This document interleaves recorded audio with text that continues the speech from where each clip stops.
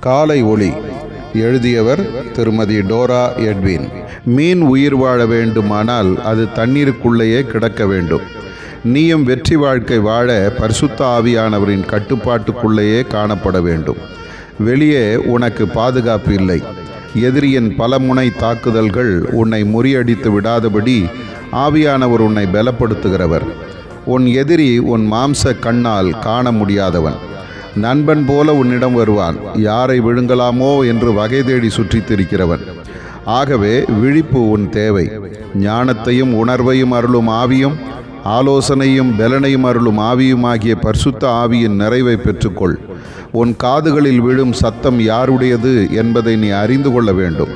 பல சத்தங்களின் நடுவில் நீ என் அமர்ந்த சத்தத்தை அடையாளம் காண முடியாவிட்டால் நிச்சயம் உனக்கு தோல்வி ஏற்படும். ஆகவே அதிக நேரம் என் பாதத்தில் அமர்ந்து உற்று கேள். என் அமைதியான குரலுக்கு செவிகொடு. கீழ்ப்படி. உன் பாதை வெற்றி பாதை. வசனத்தின் வெளிச்சத்திலேயே நடந்து வா. உன் சுய புத்தியின் மேல் சாயாதே. பரிபூர்ணமான என் சித்தம் என்ற எல்லைக்கோட்டை தாண்டி போகாதபடி முழு கவனத்தோடு நட. விழிப்பு உன் தேவை. அமைதி தேவை.